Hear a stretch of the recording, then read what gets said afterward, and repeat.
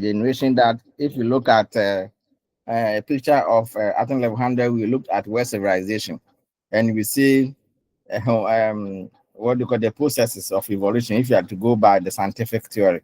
But I think that is just historical anyway.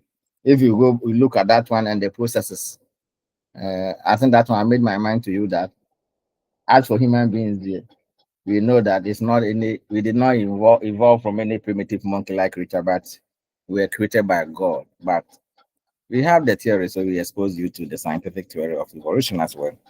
But you see that now, as I said, this theory holds that humankind gets better and better each new generation. Yeah, because of the fact that things are not static, things are dynamic, you see. So that's why things change.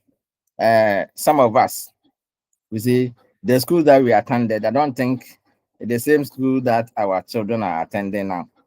Yeah, if you look at the facilities, and even now we are in modern era that even some when you go to so many schools, those in the preschool, those in the KG and the rest are even watching, they watch television, they watch a lot of our time. These things were not there. So now you see a lot of changes. Look at the now, some of the houses or some of the buildings that we have. At first, you will not even see those who no those who were able to use blocks, yeah, blocks to build were only few. But now see, that was the time that they were using mud. So we had mud, yeah, mud in the construction of. But now you see there are a lot of changes. Okay. So in other words, man makes progress or becomes more civilized with the passage of time. So I think this theory is very simple. That is the underlying view. Yeah, that man makes progress or becomes more civilized with the passage of time. Now look at the children, our children. You see, those I will not even say the babies, even yeah, they can now when they get the phone, you will see. You see, so those under 5 can even call. So you see that things have changed, and so we are saying that man makes progress or becomes more civilized with the passage of time. And this new theory places emphasis on man's own ability to do things for himself rather than on divine providence. So that is, in other words, that's what the focus of this theory, that man, yeah, so the man is capable. Each new generation builds upon the achievements of the previous one and must therefore do better than its predecessor. And so this progress is slow and gradual, but it is continuous. There are no permanent stops to it, and progress is the necessary product of successive generations. And so the prevailing providence theory of history was first tempered with in the early years of the 18th century by such thinkers like Italian jurist and philosopher Gian Battista Vico and the French philosopher. Yeah, so now Vico began the secularization of the philosophy of history by putting forward a new view that God does not intervene directly in historical events or human affairs. That the view of Vico, that God does not intervene. And don't forget that these are individuals' ideas, that are philosophies. So it doesn't mean that those that we have already seen or gone through are not valid. No, they are also valid, because I would say that these theories are valid to the formulators and whoever decides to follow them. So we will not say that this man is Vico is saying that he's saying that God does not intervene directly in historical events or human affairs, and that means that the providence theory is not valid. No, these theories are valid to the formulators. Yeah, but rather indirectly to human beings. He saw history as the evolution of human species, but governed by the directing power or direct power of God or divine providence. So in 1725, Vico published a work titled Principles of a New Science concerning the common nature of nations. And in this work, in this work that he published, he distinguished 3 periods or stages in the development of human history. Now, the first was the theoretic or the divine stage or divine age, The second was the age of the heroes, and the third was the age of men, or the civilized age. So look at the age of divine, yeah, or the theoretic age, the age of heroes, and the age of men, or civilized age. Now, these three ages or stages of development, Vico believed was common in the history of all nations. And that is to say, all nations and civilizations passed through these three stages. So, like Aristotle before, Vico took a sociological view of the development of civilization. Yeah, he established a pattern to start development. Yeah, based upon the nature. This is not bad. Based upon the nature of man as an individual man and as a member of a group, or yeah, of a group or civilization. Now he borrowed much from Plato and Aristotle. Yeah, he did a lot in his analysis of society, and even also borrowed from his word in his analysis, and even from his word. Vico wrote that man develops in three stages. So as an individual, man develops in three stages. And so we have childhood, adolescence, or there's also childhood. Then from adolescence to maturity or adulthood. So we have that one. So when you're a childhood or adolescent, and so from adolescent then to uh, maturity or an adult. Okay. So a nation or civilization develops also in stages similar to these of the individual. And these stages were the classic or the age of the gods, the age of the heroes, and finally the age of man. And the age of man is what I said that he was talking about, the age of civilization. Now, the theocratic age or the age of the gods is the childhood period of every human society or civilization. That's the beginning of the childhood period. And according to Vico, the age of the gods is the dawn of history, and Vico thought that, yeah, this was the period following the floods. Yeah, this was the period following the floods. Following the floods, following the end of civilization, when the descendants of Ham, Japheth, and Shem, that is children of Noah, whom without the religion of their father Noah, were lost from one another by wandering about in the wild forests of the earth. They were scattered further as a result of searching for pasture and water. They were reduced at the end of a long period of time to the condition of beasts.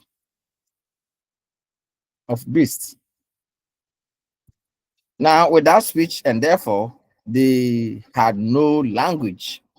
They also used gestures. He continued to say that they were awakened from the savage to the human level by violence, thunderstorms. As a result, they developed a religious fear of the gods. They sought shelter in caves out of fear. While living in their caves, they developed an ordered sex life. Instead of using women in common, as was exotic of the beasts, they instituted marriage, gave birth to children, and so they formed a family. They also began to bury the dead, and therefore they came to believe in the immortality of the soul. Religion then became a fundamental factor in human cohesion, dominating human thinking and human relationships, and became one of the basic principles in the development of civilization or a nation. Yeah. So another important result of the awakening to religion was the development of self-awareness. They became moral and responsible human beings. So the first form of social organizing, that's the family, and the religious awakening caused the development of languages among these people. Yeah. So with that, and so I think that's the view. Now, with the development of language came reason, even though it was still weak at this childish or childhood stage. Okay. So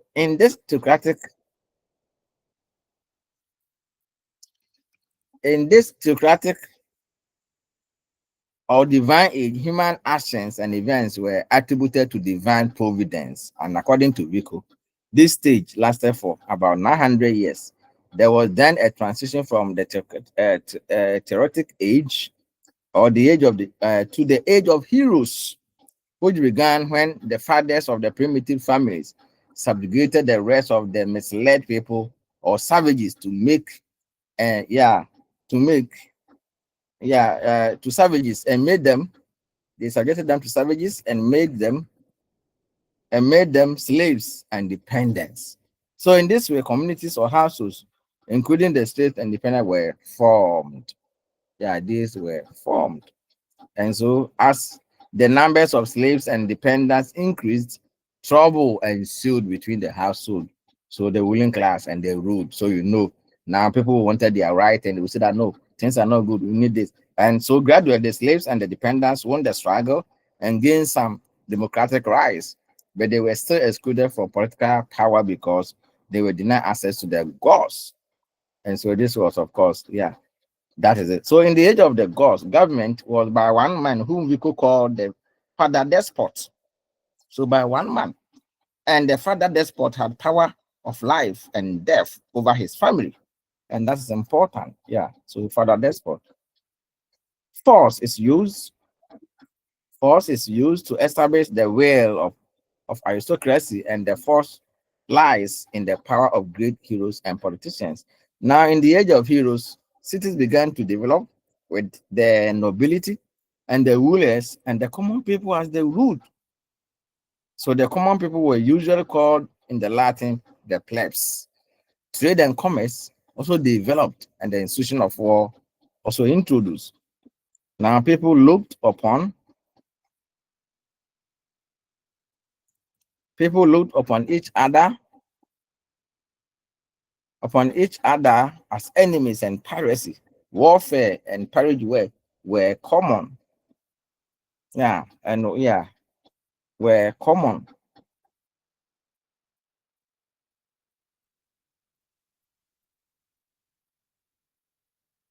According to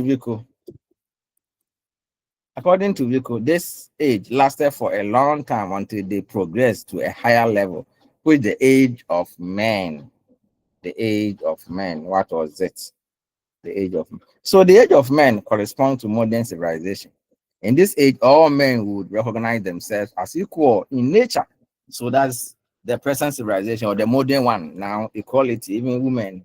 So we are now saying that women were left behind. So therefore, there's equality. Now people are talking about democracy. Let's have oppressive. Let's set up your own government. So he also says that jurisprudence and law are based upon equity and truth as principles. So this is the age. Government take the form of popular commonwealth or republic or to monarchies. Judgments are based upon the merits of the cases as against divine judgments or the Socratic age. So the kind of authority found in this age of men is that of learned men who had a reputation for wisdom. In other words, secularism is dominant in the age of men. Reason and philosophy developed. Self-awareness or self-consciousness of the laws of nature and the nature of man, and also the nature of human society. And so the age of men had two eras, according to Vico. So first was that there was the era of free popular commonwealth or the republics, and second, the era of monarchy. And that is so the age of men. In Vico's view, the history of humanity is all contained between the period of the family monarchy, that is the father despot, and the civil monarchy, that is a of kings, rule of kings. All nations developed in this pattern, which is first the theoretic age or age of the gods, in which the family monarchies arise. Secondly, the age of heroes, which is a period of government by aristocracy of nobles, families, and third, the age of men, which means where there is first free popular commonwealth or republic, that is a democracy, which leads to civil monarchy. Good. And so Vico implied that by this, that history begins with the rule by one man in the family. That's the few rule in the heroic age of an aristocracy. Then the many and all and free popular commonwealth were returned to civil monarchy. So Vico illustrated this idea of or pattern of the rise and fall of civilization with the course of European history and North African history. Yeah, so that's what he used. The illustration began after the fall of the Roman Empire. The Greek and the Roman civilization, according to him, had passed through the theoretic age or the age of gods. It had also passed through the age of the heroes and the age of men. In Vico's view, the age of men was a period of great philosophies in Greece, followed by the same year in Rome. When the Roman Empire fell, the theoretic age or the age of the gods appeared again with the period immediately following the barbarian invasion of the Roman Empire, and that caused the fall of the empire. Christianity rose to prominence, and with the superstitious rites and religious issues that dominated the mental and physical life of the people, there was a return to mute language, or as few people could now read and write. And there was also a return to divine judgment in the form of canonical laws, cultures, and rights in the church. In European history, this period is called the Dark Age, where there was intellectual decay, or the era characterized by intellectual decay, yeah, economic deteriorations and intellectual decay. Now, the period of the 9th to the 10th century, that's AD 800 2000.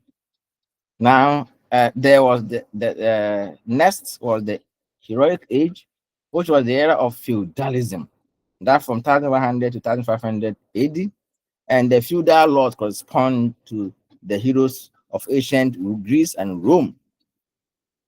Okay, so the European heroic age closed with the disappearance of feudalism and initiated the age of men. So the age of men was characterized by the rise of monarchies, that is the monarchy in England, France, Sweden, Denmark, Italy, and Germanic states. This modern culture would also decay and fall to give rise to new civilization. And according to Vico, Egypt, Greece, Rome, China, India, as well as Europe had all passed or followed the same pattern in history, and he called this pattern the ideal internal history, traversed in time by every nation in its rise, progress, maturity, decline, and fall. Okay. So Vico combined the cyclical theory of history with the provident theory of history, but he introduced a secular element in the philosophy of history when he wrote that God does not intervene directly in historical or human events. He also introduced the progress view of history in his third stage. He did not, however, make a clear break with the providence of history, since, according to Rico, divine providence still played a vital role in historical events. And indeed, Rico saw divine providence as directory or guiding the development of various types of government. Voltaire actually coined the phrase philosophy of history. Take note, it was Voltaire who actually coined the phrase philosophy of history as the title of a book which he published in 1766, and it gained permanent use in the studies on philosophy of history as the progress of mankind towards reason, liberty, tolerance, peace, and the perfection of the mind in the fields of the arts and sciences. Now he made the break with the providence theory of history by attributing historical events divine providence, not to divine providence per se, but of course to human reasoning and natural occurrences and the universal natural world. So what Voltaire was saying is that all that man needed to do was to be guided by reason in whatever he does. So in such thinking, divine providence had no place. With Voltaire, therefore, the philosophy of history passed its religious phase to its metaphysical phase, that is reason. Now, this metaphysical approach to history was taken up, was taken up by the German philosopher of the late 19th century. Yeah, was taken up by the German philosopher, that is Immanuel Kant. So men like Immanuel Kant, John Friedrich Hegel, and Herder, among others.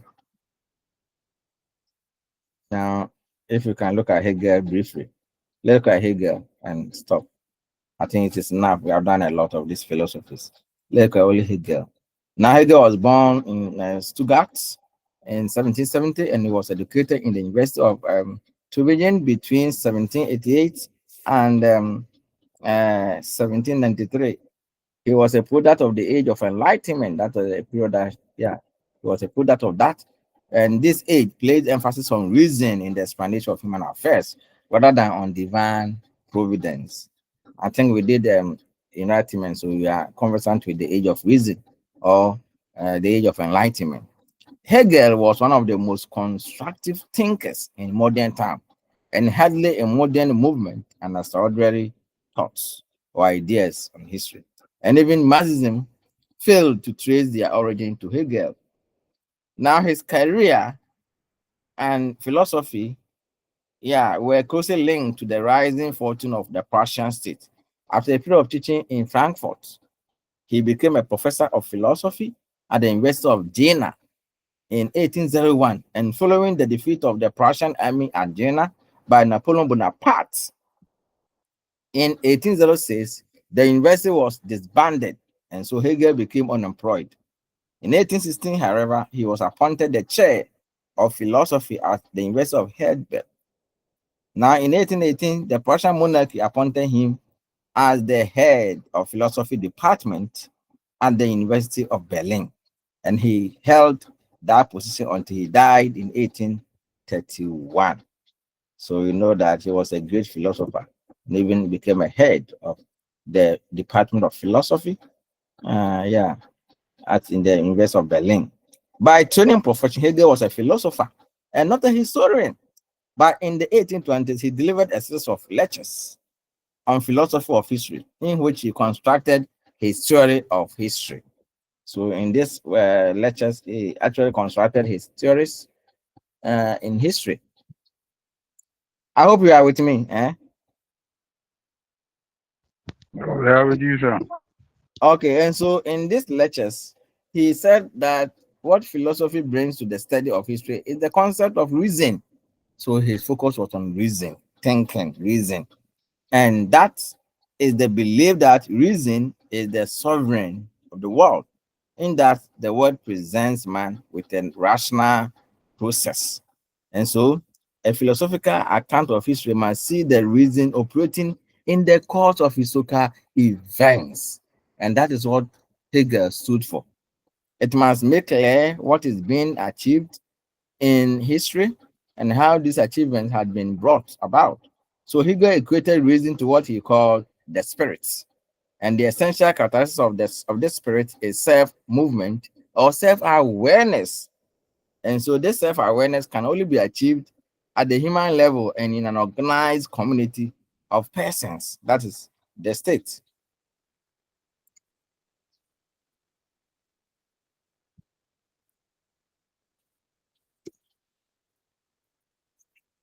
So according to Hegel,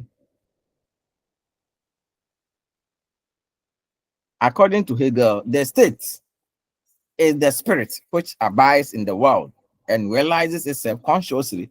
And this is so because one cannot become self-conscious or show self-awareness unless one first becomes conscious of another consciousness. And so in nature, there cannot be a state because the spirit is a sleeping spirit and lacks consciousness. It is only when the state presents uh, in consciousness, knowing itself as an existing object can be called a state. And so the self-movement of the spirit, that is the state, to what he called the state of freedom. The state of freedom. So Hegel's theory of history was that the course of world events or the progressive development or achievement of freedom. So achievement of freedom is what everybody strives to achieve. So freedom, that freedom is the essence of, yeah, the ultimate. Everybody will strive to be free, freedom. So achieving of freedom on the part of man. Now, the aim or purpose of history is the full realization of this freedom, so that you would realize freedom, you'll be free. He defines freedom as the voluntary submission to moral authority, or as the free doing of what one is morally obliged to do.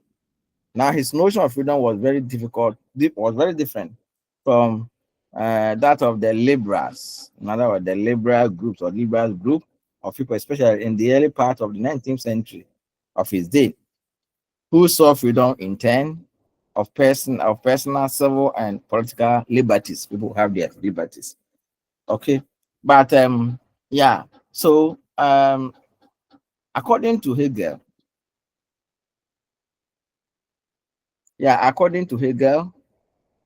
awareness of the true nature of freedom had itself undergone a dialectical development associated with the evolution of various kinds of political institutions in the state as he saw it. Yeah, as he saw it. Now, Hegel, Hegel saw the course of world history and its freedom developed in four main stages, with the center of eternal shifting from east to west. And according to him, conquest, historical progress began in Asia with the Oriental societies of China, India, and Persia, Japan, the actualization of freedom, and it is the absolute perfect of reason. That freedom should be actualized or made concrete. Now, Hegel taught the course of world history and its freedom to have developed in four stages. I think I've already said this. This one is a repetition. Can let me take it up.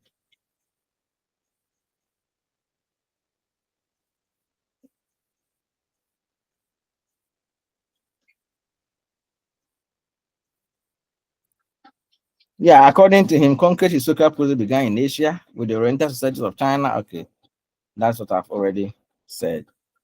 It's a repetition.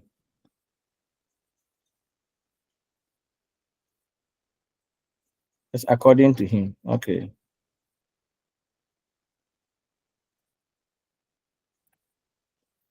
Yeah. So of course, it continued with those of Greece and Rome, typically culminated. Yeah, culminated. This one I had to culminated. That's what I was telling. Culminated.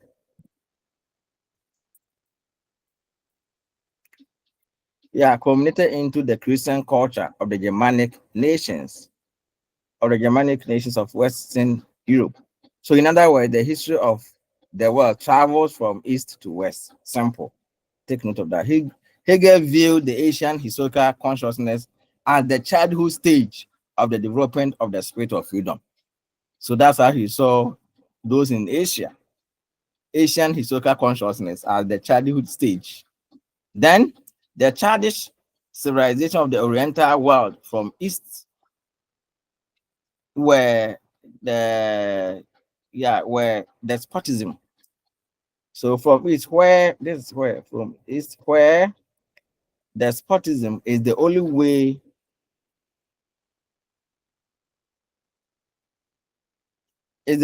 one man or the ruler was free. He saw Chinese and Indian societies as static. In other words, they were not they were static, remain as they were, with no basis for development of freedom. Now the spirit of their consciousness was that of the family. So the members had the status of children, and not of citizens. There was therefore an absence of consciousness in these societies. This also cannot be accepted since the Chinese and Indians had their own philosophy of history.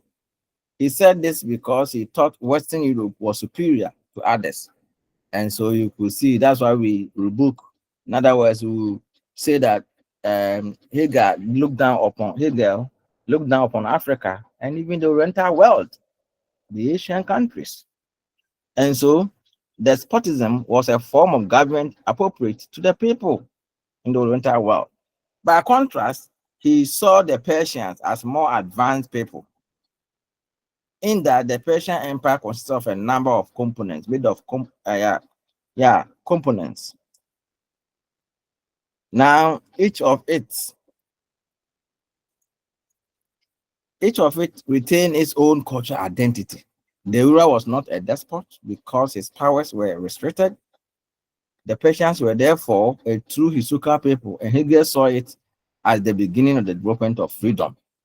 Now, the Persians provided the history between the East and the West, in that the collapse of the empire led to the rise and spread of the Greek civilization. So, to Hegel, the Greek civilization constituted a certain stage of world history. It is a stage of the adoration of the spirits, of the state of freedom, of the state of freedom. So, yeah, Greek society saw a breakthrough in the development of individual freedom, which found expression in the political democracy of the Greek city states. So, by the victory over the Persians, the Greeks showed that they were more highly developed people than the Persians. So, in the city states, the area of freedom was expanded. Individualism took root in the notion that some men, but not all men, are free for it. However, Greek society in the end was destroyed because of the struggle between the city states. Greece was superseded by Rome. So, which carried the idea of freedom from them. And this was because Roman society recognized the principle that man is free, although it retained the institution of slavery. Yeah, even though slavery was there, they were still of the view that man or men are free or were free. Now, this was carried over from the Oriental and the Greek civilization, but just as Persians provided the links between the Oriental world and Greece, the Greeks became, became this, so that's Rome. It shifted, the center shifted from Greece to Rome. I think I've already made this point. Now, the significance of the Roman Empire is not relevant. The significance of the Roman Empire in world history lay in the contacts provided with the Germanic nations, the opportunity it afforded for the spread of Christianity, and from there that Christianity spread.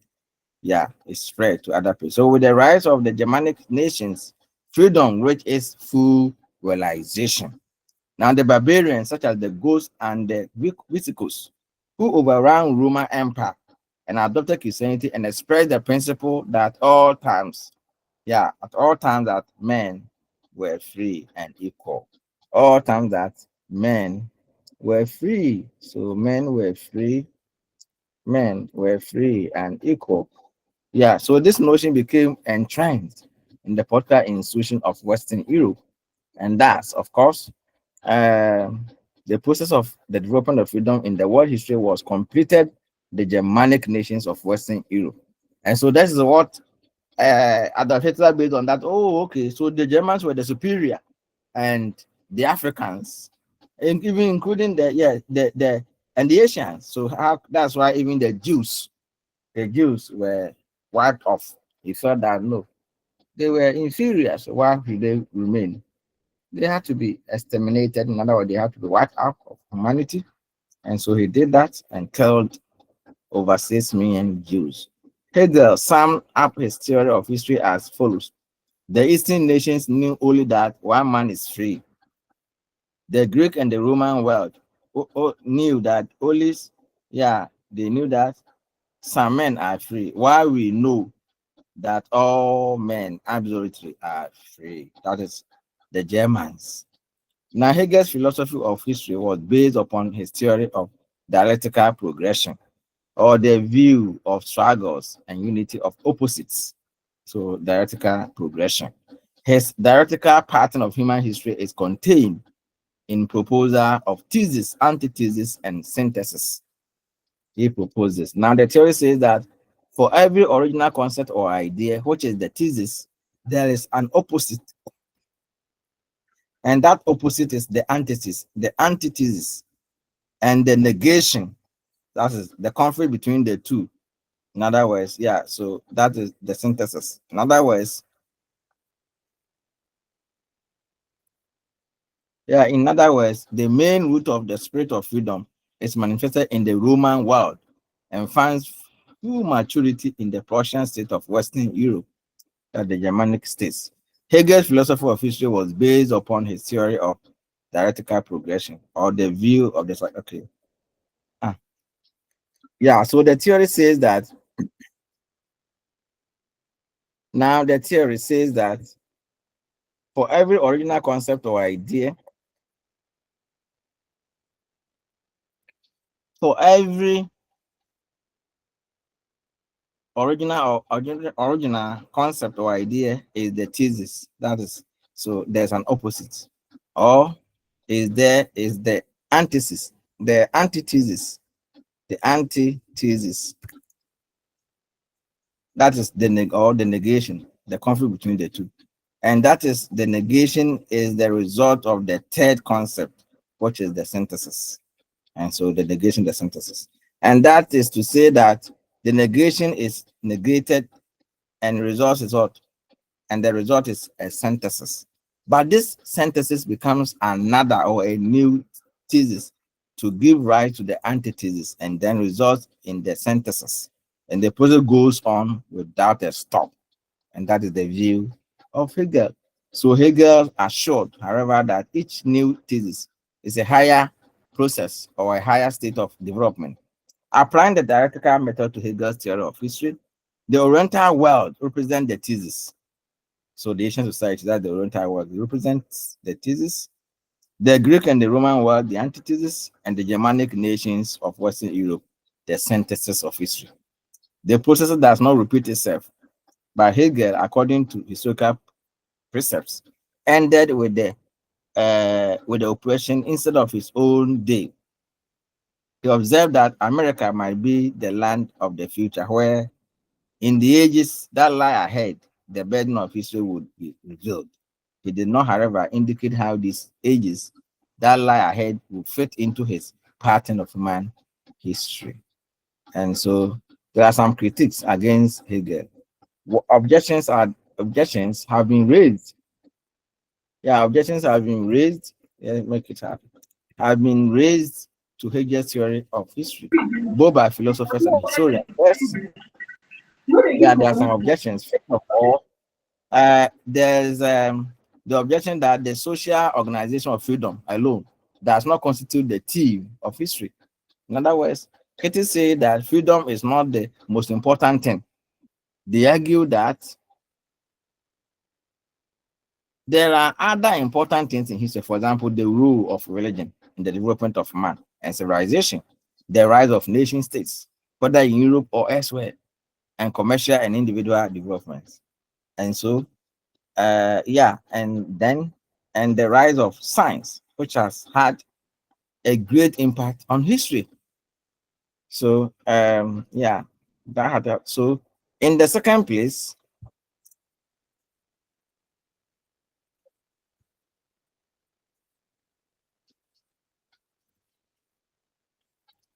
yeah, in the second, Hegel's account of world history was thin and also ethnocentric, and the arrangement was at what? Yeah, and the arrangement was okay. So I think there's an error here. Yeah. So now what we are saying here is that if we look at his it was ethnocentric. In other words, viewing the German to be the superior, and then looking down on the Asians and the Africans. So there are errors, I have to correct them here for you. Yeah, so how he arranged it is centered only around the Mediterranean and Western Europe. Yeah, so let me just delete this from there. This is not possible. Yeah. Now, looked at history from the point of view of Western European writers, so that he excluded the Slavic nations such as Russia and the Eastern European nations. He also excluded the Arab world and Africa, except Egypt. Hegel regarded Africans as unhistorical people, And he wrote that black people are capable of neither development nor education, as you see them today. So they have always been. That is Hegel. As you see them, so they have always been. And that's what he said about Africa. So we were been lost in the system.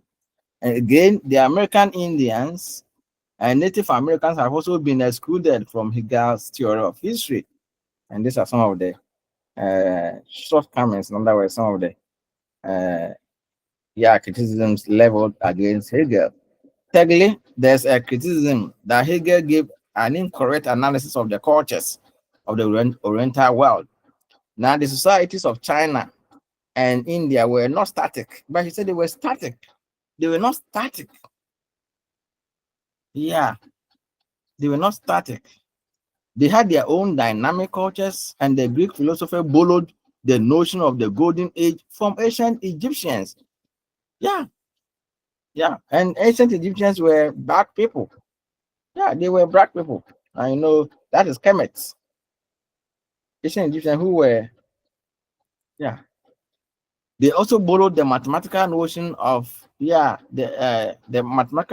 mathematical notion and theology and theological notion from the Egyptians. Yeah, theological notion. They borrowed it from the Egyptians.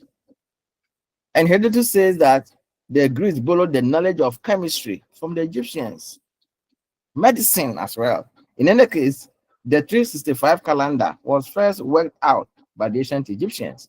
Again, St. Augustine seems to have borrowed the idea of the struggle between the unity of God, between the city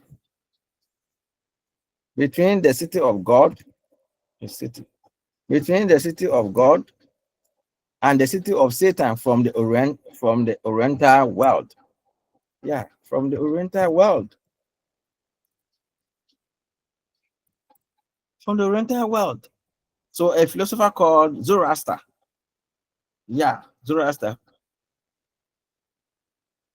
who lived about 1000 BC, and he propounded that. Yeah, Zoroaster lived about 1000 BC, and he propounded that the history of the universe is a struggle between two powers: the power of good and the power of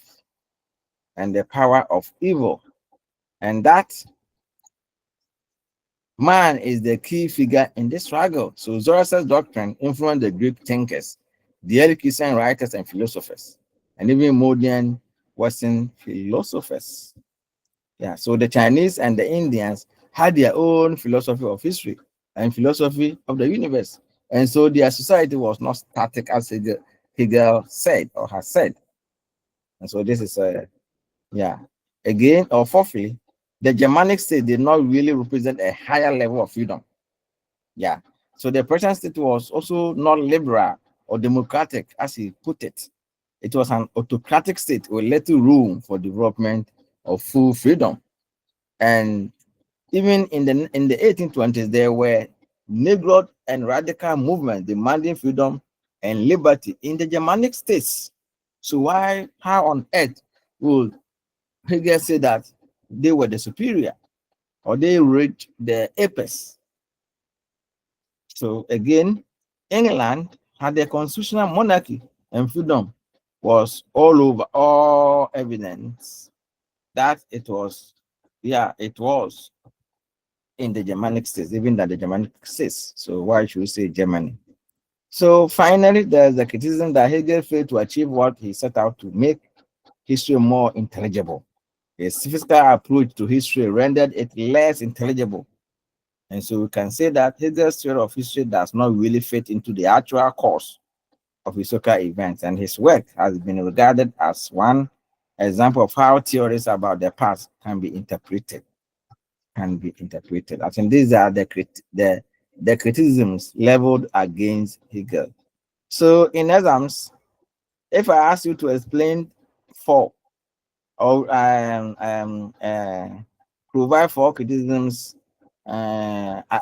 against Hegel's theory of history, I think it will not be difficult for you to provide, and I think that is a very important question. provide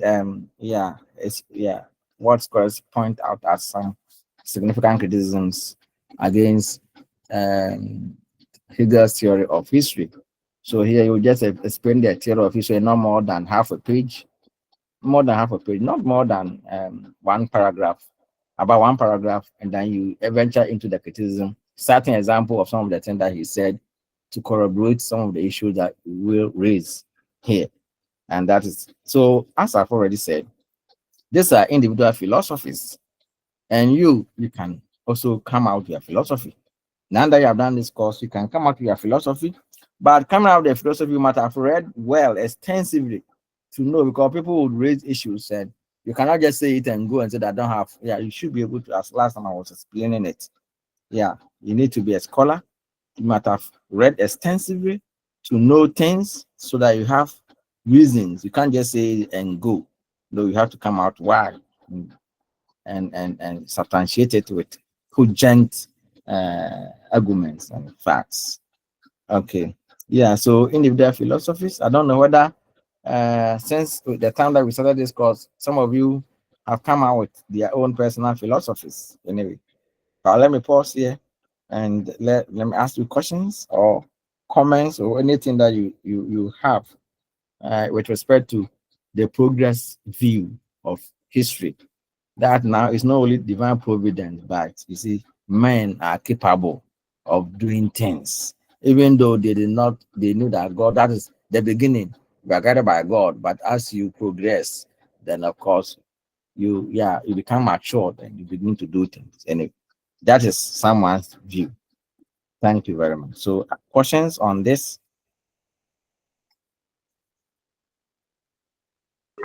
Hello, sir. Yeah, hello. Yeah, this Kawasaki. Yeah, I Honorable Saki, I can just you want to hear? find out whether we are still in the modernization age. Whether we are still in the modernization age? Yes, Okay, yes. so that is someone's philosophy, someone's idea. But if you are to go by what he put forward, yeah, so man get better and better as the days pass by. So that's why I was even citing an example. Now, yeah, so at first there was no even cars in Ghana, but the cars that even came, the cars that were first introduced. But now see the cars that we have. You see, now we have aeroplane. And even now, at first, I remember when I was at the University of Cape Coast here, the phones that we were using, no, we could not even access. Yeah, you could not use it to download articles. No, there was nothing like that. But even now, the phones that we use are computers, and you can be at the comfort of your home, download scholarly articles, books, and what have you. You can do everything. You can even register your courses with your phone. With the phone, you can do everything. You can now have classes like you're attending class and like what you're doing. Things so that is someone's. If you want to be adherent or a follower of the person, then fine. So they are modernity. Even now, you're talking about the era of artificial intelligence. Artificial intelligence. We are even wondering. So a time will come that some of us at the university we have stopped giving assignment to students. Why? Because the error that you find yourself, you will not give assignment to a student for the student to go and sit and write. No, no. Why? That's why we just get AI and other things to just help, and we'll do anything. We'll not even look at it.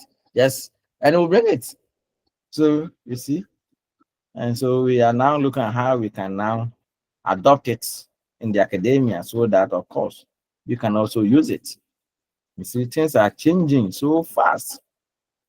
Things are changing. At first, if somebody had even completed middle school, we were talking about sixth form, and then so O level, A level, and all those things. But now, see, you have young people, somebody at the age of 13 at the university. So, see, things are changing. Anyway, it depends on you, the philosophy. See, I said that they are valid to the formulator, and anybody who chooses to follow. So once you want to follow, then you can argue. If you had done Karl Marx, historical materialism, you then realize that you also come out, oh, everything is the course of history. I think I chipped in a lot of Karma's issues about the attainment of character society. That's why I'm not treating it. That's the I give you the focus, not that the cast of his work. And so I feel that we have had something. Looking at the time, don't want to bore you so much with things, and that will give you time to do these things. Yeah. Okay. Any other? Today I've not heard Mr. Patrick Edu. Are you here? Mr. Patrick, are you here today? Yes, sir. I came in late. I Oh, just okay. joined. Oh, very sorry. And unfortunately, to this, the other latter part of it, I was editing the notes. You see, I gave it to Okay. somebody to type my notes for me. I was going to use it to do PowerPoint, but the one that I've done, I can't trace it. I think it was on my other machine that I couldn't trace it. So this one, I had to quickly edit it and use it. Because the one I've done, the PowerPoint, I can't trace it. Okay, so that's why I'm using this one. And there's some small errors that I was trying to edit them. Okay, yeah. So um, yeah, just Align, Oh, Mr. Doctor, Align. Yeah. So based on the Doc. things that we have discussed, have you thought of coming out a philosophy, your own philosophy, or what do you think? Yes, please. Yes. I am of an idea that like my philosophy is as humans we should be able to try to bring something new into existence each and every day. You see, looking at even when we look at the modernization, especially the modernization, we started from far behind and look at where we are now, like what you made mention of. So I was in the position of supporting civilization. Civilization. Okay, okay, I see. Yes. Okay, Because yeah. for So now we are using our phones. You can be here and then attending lectures that make uh, everywhere in the world. yeah, You can be yeah, in Ghana. yeah. Yeah, some lecturers are teaching African history at universities in US, UK, everywhere. They're teaching. A time will come. I'm saying a time will come that even you'll be in Ghana here, you'll be employed in UK or everywhere, and they will be paid because you can do everything with. Yeah, things are changing. A time will come. So if you Africans, if you don't improve our economies, a time will come that will suffer because a time will come that workers who are well trained will not work here. They will be in Ghana, but they will be working elsewhere. Yeah, and very soon. Yeah, because even the time will come that I think the use of cars will be a thing of the past. So, in fact, the other we are about yeah, about ushering in. You don't know anyway. Things are changing so fast. Yeah, so I think at the appropriate time we have to throw more light on some of these issues. Let me introduce you to few critical aspects of the history. Maybe is history a science or not? Just give you some few ideas about them. But there are no time. Yeah, so now the critical aspect, the nature of historical explanation. I just want to have an idea about the nature of historical explanation. Now, explanations in history. What?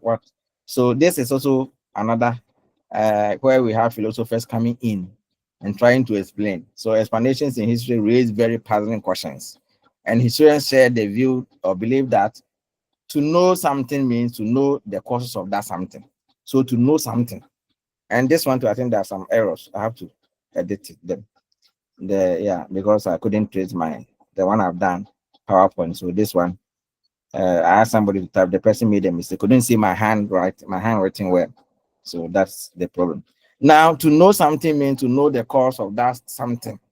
The question is, what are the causes of that something? And how do they determine the causes of events? How many causes, for instance, does one need for historical explanation? Alternatively, how does a historian distinguish between certain secondary and primary causes, or between immediate and long term?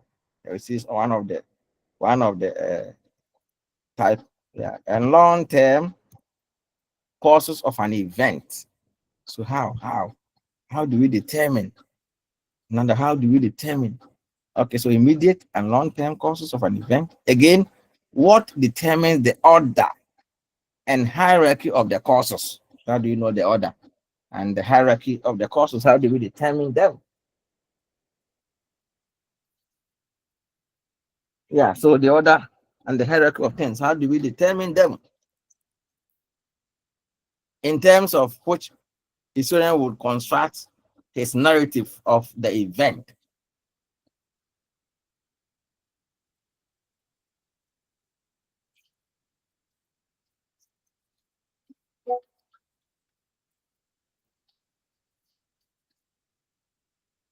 Now, all these questions are different to, yeah, they are difficult to answer. It's not different. All these questions are difficult to answer. So you are going to attempt this one. They are difficult to answer.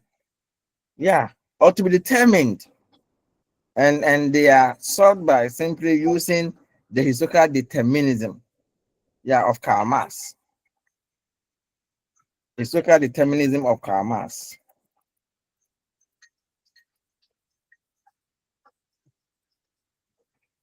Please, I'm coming 1 minute.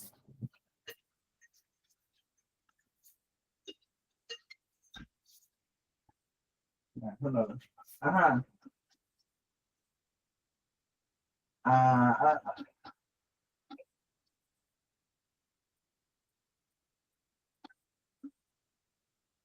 Hey.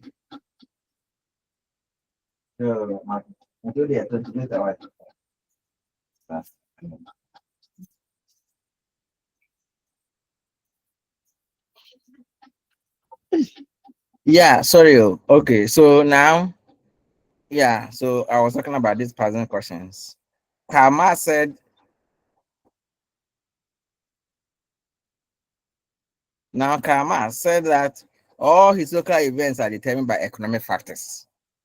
Yeah, and August Comte also said that anything that cannot be proven by scientific method is not history or scientific knowledge.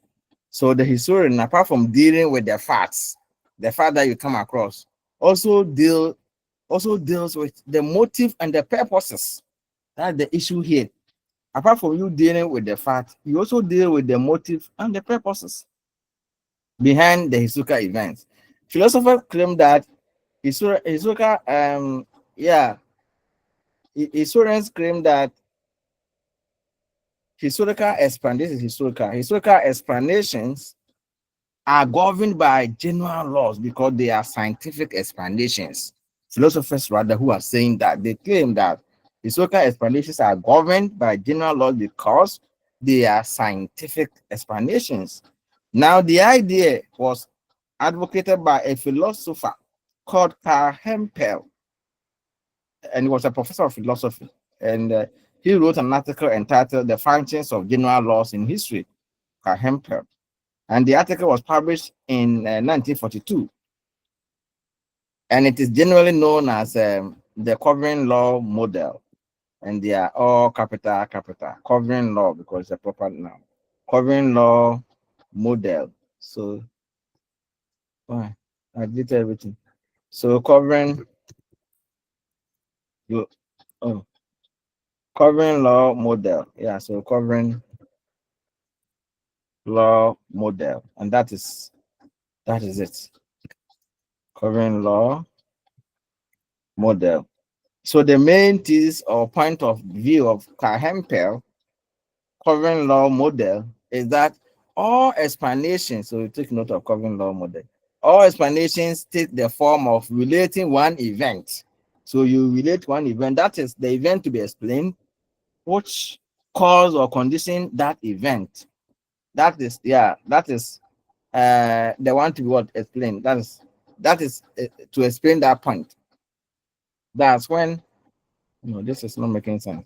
So what he's saying here is that now all explanations take the form of relating one event, that is the event to be explained, which cause or condition that event. So you call that is when one is said to explain an event, one refers to another event or set of events of a type which has always been observed to accompany the kind of event which is to be explained. Therefore, to explain an event, it is to show how it was connected or related to another event and why it happened the way it did, the very way it did. In the second place, an event is explained when it is brought under a general law or a generalization. So an event is because it's scientific, and therefore that what this kind of explanation consists of general laws established by empirical events or observation. Now, so the explanation becomes an instance of a general rule, stating that given certain initial conditions and events or events surrounding, surrounding a particular issue, this may happen.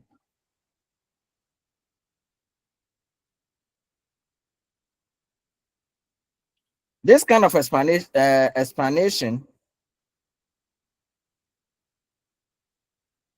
oh, this one is not supposed to be here. Yeah, so the explanation becomes an instance of a general rule stating that given certain initial conditions, an event or event similar to that the one to be explained will occur or take place. Such a rule accepts a regularity of events, and it is universally accepted when an event of a specified kind occurs at a certain place and time. A similar event would occur at a place and time which is related to the event at the place and time of the first event. And so, according to this hypothesis, the explanation of a given event consists first by stating a universal law. You have to have a law that with this A, B, and C, this will happen, or a set of laws. And secondly, stating the existence of a set of initial conditions, so that from the two statements, a third statement is deduced, describing the event in question. And so, according to the covering law model of explanation, all causal explanations are scientific explanations, and that is historical explanations come under the covering law model since they deal with causal explanations. Good. Secondly, explanations and prediction go together. Explanations and prediction they go together. It's prediction.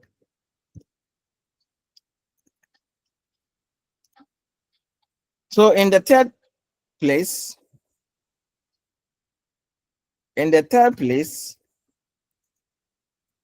the covering law model involves the formulation of true generalizations. For instance, if a person swallows maybe ascetic, it would lead to death.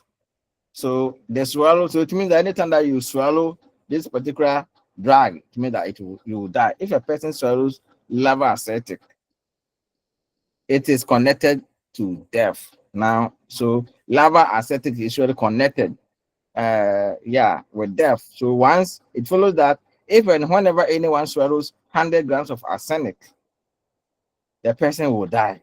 So it means that the swallow of this one of arsenic, it means that you are going to die.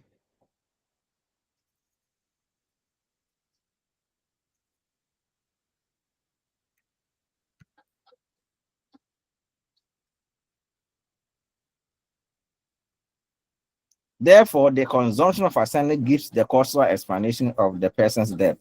This implied that it implies, or the implication is that can the covering law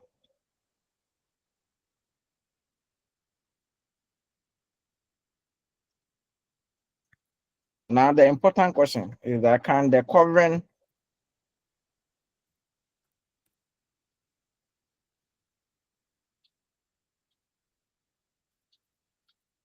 the question is, can the covering law model of explanation be applied to historical studies or to historical events? Can it be applied to historical events. That's the important question. The big question: can we apply it to the historical? Listen, now the covering law model. Yeah, can we apply this to historical events?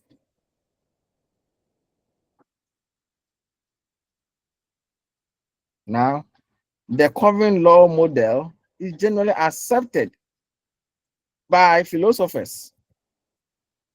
Yeah, it's generally accepted by philosophers. Yeah, it gained.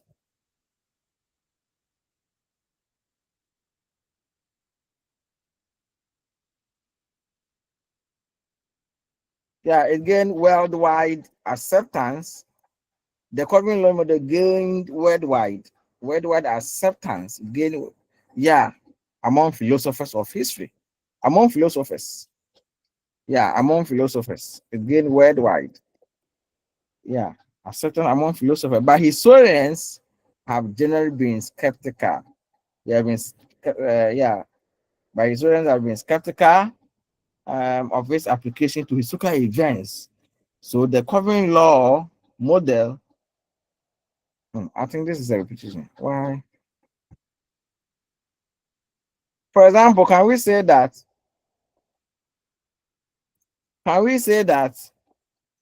Louis the 15th died unpopular because he pursued political policies that were detrimental to French national interests?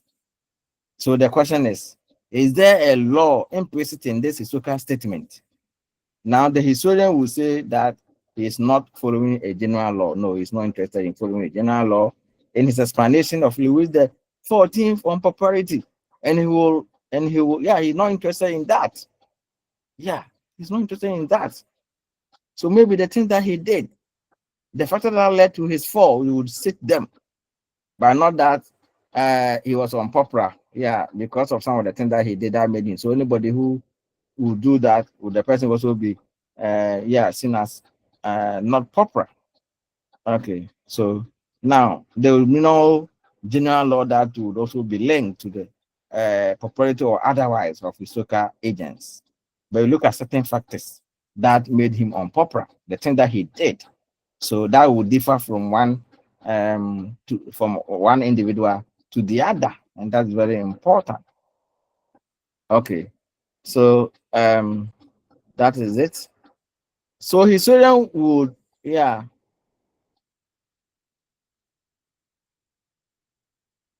So historian would then argue that it's because of certain policies that he took that made him unpopular, and not that there are certain general law that should, yeah, that should determine such popularity. Of course, what he did that were instrumental are those that maybe you touch on.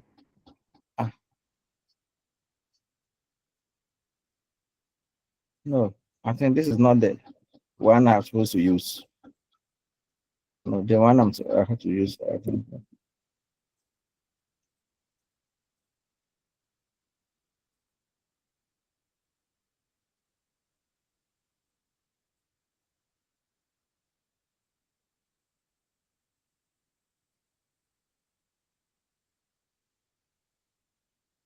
Okay. Please, I'm coming. Just wait. Let me check something. I beg you.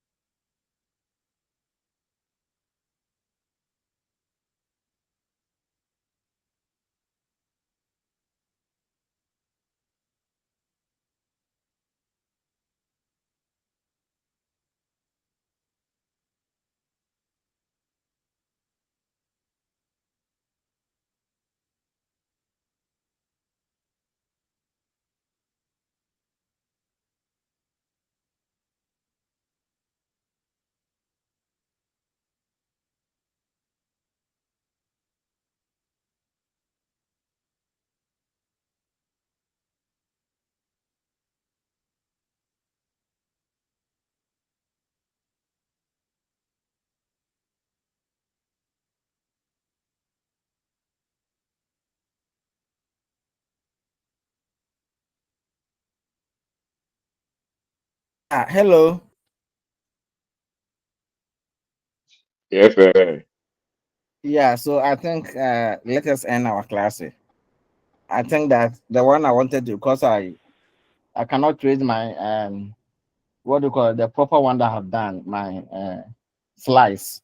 I was using another one, but that one I've seen there are some errors. The one who typed did not type well. There are some errors. So I'm checking for another one which are devoid of errors, but I'm not seeing it now. So let me search for that one. Next time that we meet. I think we'll Okay. only do one more topic. Yeah, we'll meet once. I think we'll look at that briefly. Objectivity is history of science. So look at objectivity, explanation of objectivity, and it's history of science on that. So and then we'll be done. So only two topics, some small topics that we'll be looking at here. And then so had not be because of the errors in the typing, I was going to finish it. I needed a few time to finish it up. So the Latin America, we only look at just one more topic and we are done. But Okay. yeah, but it seems there are some errors with the one I'm using. I have to create the original one. So I suppose that let's end here. Let's end here. I'll sort that one out. We'll find Okay. time and meet for the last. We'll look at only one topic, Latin America, and finish Okay, this week. sir. Run it until up, Okay. and it will be Okay. done so that I can push. When I get the correct one, I can push it. If I'm still unable to tweet it, I will edit this one, write it well, and make it a bullet, and then Okay. we'll use it. We'll see. Because as it stands, there are some errors, and I don't want to. Yeah, use it now. Okay, Okay. so yeah. Any other question before we end? So then, when you get time, just be reading about explanation in his objectivity and only is history a science or not. Just simple. These are all the things that we and then bring our lesson to an end. That's okay.